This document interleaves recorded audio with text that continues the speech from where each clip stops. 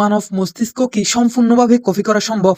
আপনি কি কখনো ভেবেছেন যদি একদিন আপনার পুরো মস্তিষ্ক, আপনার স্মৃতি, আপনার চিন্তা একটা কম্পিউটারে তুলে নেওয়া যায়, তাহলে আপনি কি তখনও আপনি থাকবেন?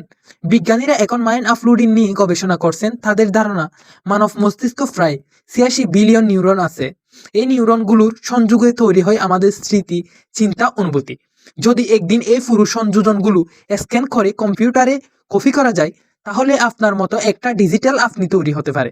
কিন্তু প্রশ্ন হলো, ওটা কি সত্যি আপনি থাকবেন, নাকি শুধু আপনার একটি নকল সংস্করণ থাকবে? কারণ কম্পিউটার অনুভূতি নকল করতে পারে, কিন্তু কি সত্যি অনুভব করতে পারে?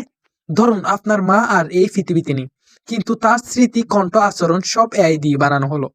আপনি কি সেটাকে সত্যিকারের মা বলতে পারবেন? আমরা শুধু স্মৃতি না, আমরা আবেগ, আমরা আত্মা, আমরা এমন কিছু যা শুধু কোড দিয়ে তৈরি করা পসিবল নয়। আল্লাহ কুরআন আরো বলেন, তারা আপনাকে রুহু সম্পর্কে জিজ্ঞেস করে বলুন, রুহু আমার প্রতিপালকের আদেশের বিষয়, আর তোমাদেরকে অল্প জ্ঞানই দেওয়া হয়েছে। এখানে স্পষ্ট মানুষের জ্ঞান সীমিত বলে উল্লেখ আছে।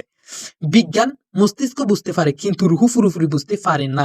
মাইন্ড আপলোডিং যদিও সম্ভব হয়, তা হবে শরীর ও স্মৃতির কপি, একটি আত্মার নয়। কারণ রুহু আল্লাহর পক্ষ থেকে আসা।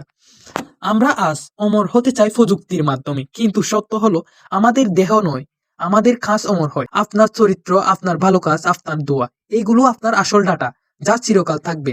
হয়তো একদিন বিজ্ঞান মস্তিষ্ক কপি করতে পারবে, কিন্তু আপনাকে পুরোপুরি কপি করতে পারবেন না। কারণ মানুষ শুধু নিউরন না, মানুষ একটি আত্মা, আর আত্মার মালিক হচ্ছে যে একমাত্র আল্লাহ।